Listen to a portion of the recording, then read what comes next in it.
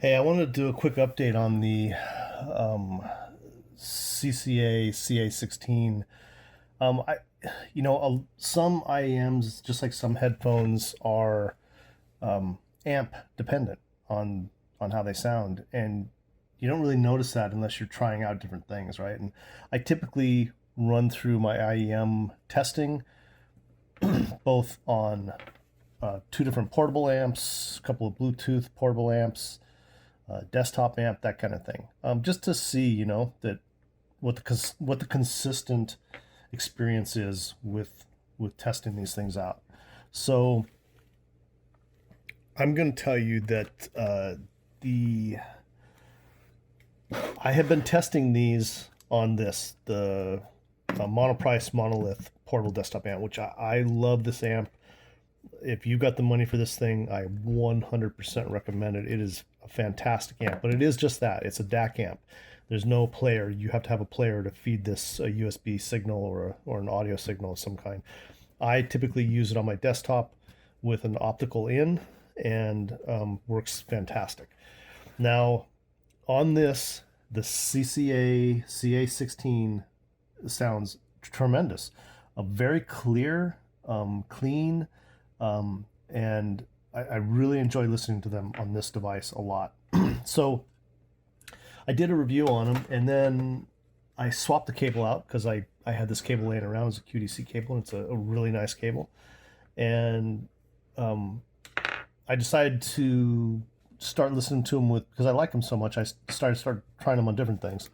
So I brought out the M11 Pro, which is my go-to. That's what I always use.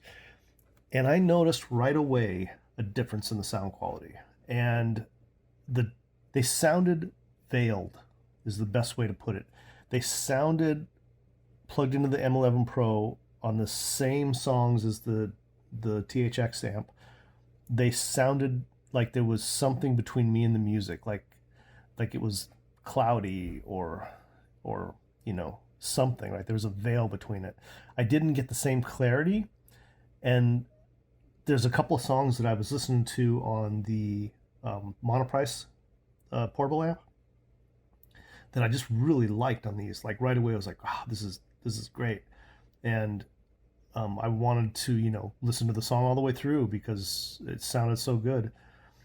And I listened to that same song on the M11 Pro, and I did not have that experience at all. It sounded like there was. It actually bothered me. Like I'd stopped listening to it. I was like, what is wrong? Is there something wrong? I put the old cable on to see the original cable to see if that made a difference, and it didn't. So my update on these is just that I still like these. I still recommend them, but they are amp dependent, and I have not listened to them on a phone with no amps, so I can't tell you how that sounds. But these sounded best out of all the things I tried. And I also tried, just to be fair, the BTR5 sounded good on that. But and the Ear Studio sounded a little bit better on the Ear Studio. Ear Studio was very clear. Um, but the best experience with these was on the Monoprice Monolith amp, and I've had that experience where this makes a lot of things sound good. So just an FYI. But so that's the update. That on the FiO, these didn't sound nearly as good as they did on this device, and in fact, the way they sounded on the FiO, I wouldn't have said, yeah, they're a great recommendation for 59 all the way up to a much higher price. I wouldn't have said that if I had heard that first. So $59, they sound good, but for $39, you can get stuff that sounds even better on the FiO. And that's what I'd say. All right, that's my update, guys. Thanks.